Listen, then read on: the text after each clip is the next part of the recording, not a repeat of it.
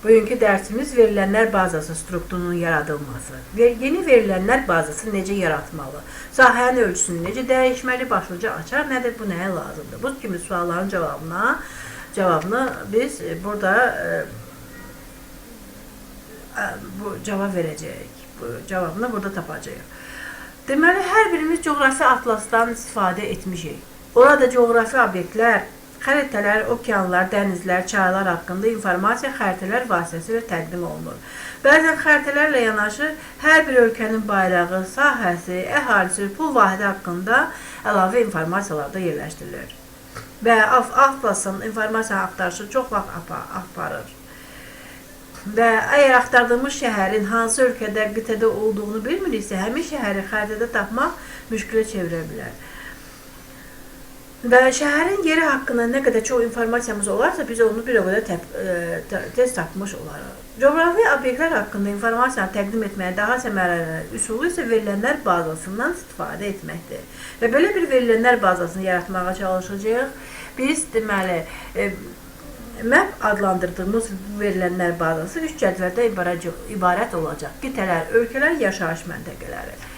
Və birinci qitələr cədvəlinin strukturu ilə tanış olaq. Deməli, sahənin adı, qitənin adı, qitənin kodu, sahəsi, ona uyğun verilənləri göstərəcək. Birinci kodu sayğac tipli, adı mətin, sahəsi ədəd tiplidir. İkinci, ölkələr cədvəlinin strukturu, ölkənin kodu sayğac tipli, adı mətin, dövlət quruluşu, pul vahidi mətin tiplidir.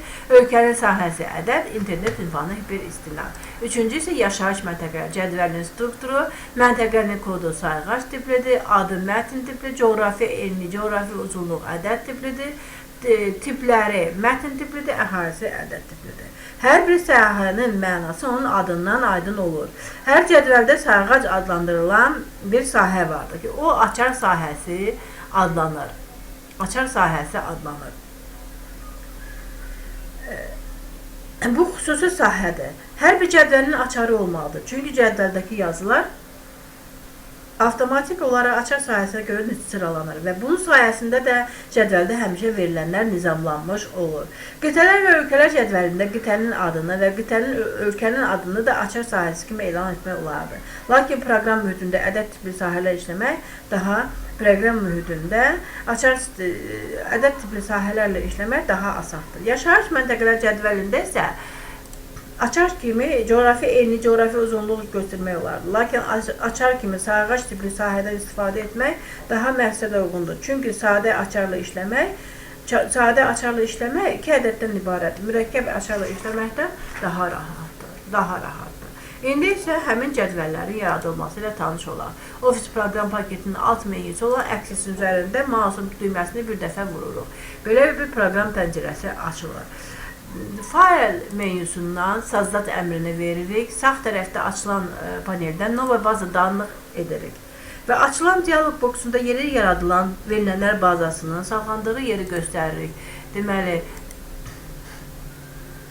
iş masasında qovluq yaradırıq. 10-cu sinif adında okey və həmin fayla ad veririk. Xəritə, map və əb cədvəli sazdat grid düyməsini vururuq. Belə bir deməli həmin proqramın baş pəncərəsi açılacaq.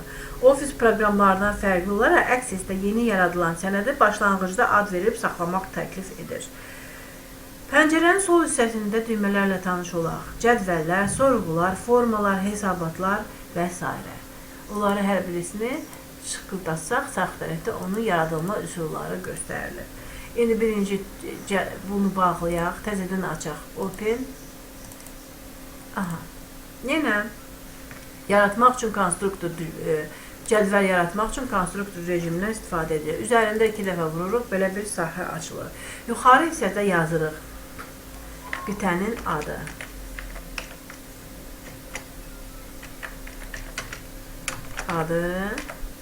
Qitənin kodu, adı, qitənin adı və də sahəsi. Birinci seçirik Şöçük, sarxaç tipli. İkinci mətin tipli.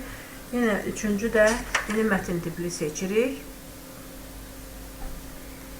Yeni number, çislovu, rəqəm tipli seçirik. Və açar sahəsi kimi birincini açar sahəsi kimi qeyd edək. Açar işarəsi görsənilir. Təzədən vurursaq o açar işarəsi silinəcəkdir. Bunu bağlayanda yadda saxlayırsaq, hə, cədvələ ad qoyaq. Qitələr cədvəli.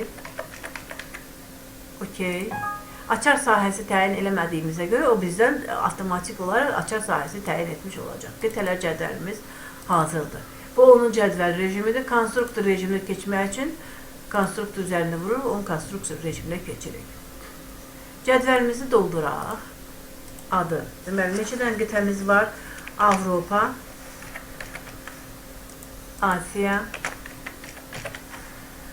Afrika. O şöçük avtomatik olaraq nömrələyir. Yəni təkrarlanmaya yol vermir. Şimali Amerika, Cənubi, Şimali Amerika, Cənubi Amerika, Avustraliya, Antarktida. Şimdi sahələrini göstərək. 101 milyon 80 min.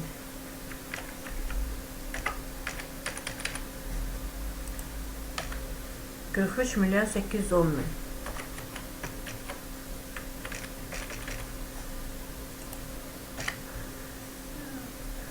30 milyon 370 min.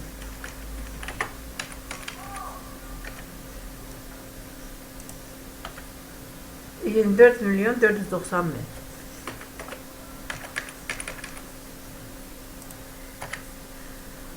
17 milyon 840 min.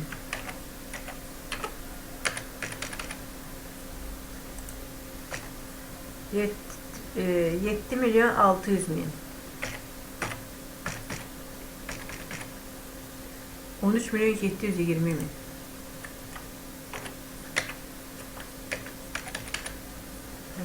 Bu qədər doldurduq. Bağlayaq. Təzmin bax. Görürsünüz, heç nə yadda saxlamadıq. Açıq. İndi onun konstruktor rejiminə keçək. Konstruktor rejiminə keçdikdə cədvəlin xassələrinin dəyişməsi ilə tanış olaq. Qitənin adını çıqıldadaq.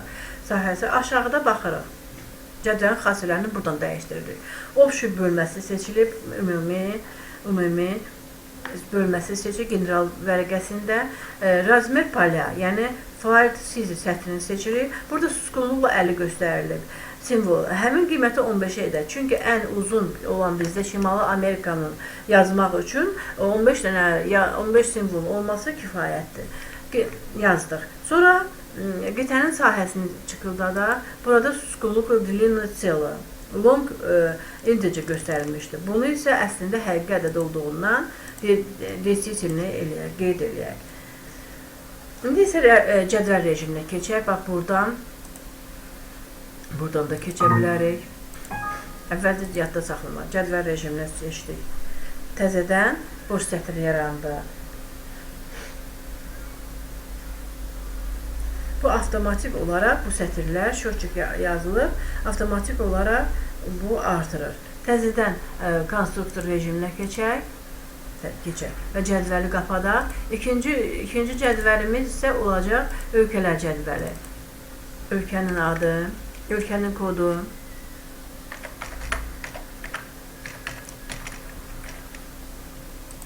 adı,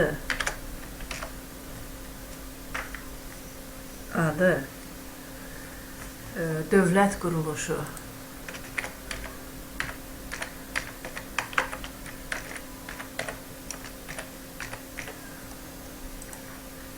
pul vahidi, sahəsi, internet ünvanı.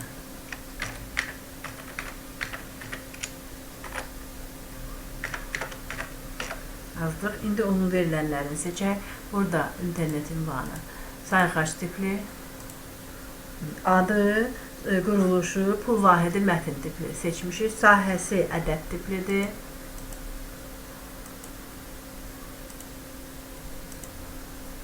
День числовой, internet ünvanı hiperistinad, hipersılka və salam. Bağlayaq, yəni bula ad qoyaq, ölkələr, okey, açar sahəsini təyin elə, ölkələr cədvəlini doldurduq. İndi onun cədvəlin strukturunu dəyişək, Bunun üçün struktur rejiminə keçdik. Ölkənin adında sahənin ölçüsünü, ölkənin adı seçdik, sahənin ölçüsünü 20 elədik. 20 dənə yazmaq kifayətdir. Dövlət quruluşunu seçdik. Dövlət quruluşunda 20. Sonra pul vahidi seçdik. Pul vahidində 10 yazdıq. Və ölkənin sahəsində, ölkənin sahəsi seçdik. Desimal yazsın, həqiqi ədəd yazsın, desimal. Və bunu təzədən cədvəl rejiminə keçib boş vaxtımızda onu dolduraq. İndi isə 3-cü cədvəlimiz məntəqə deməli, 3-cü də yaşayış məntəqələri cədvəlini dolduraq. Məntəqənin kodu, adı, coğrafi enlik,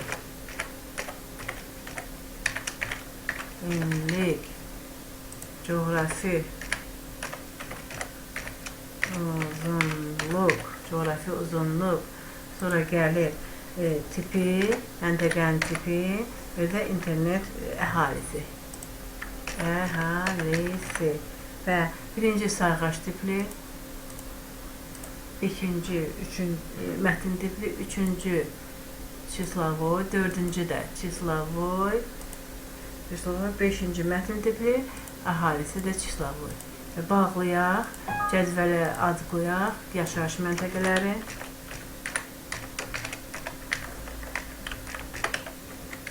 Okey.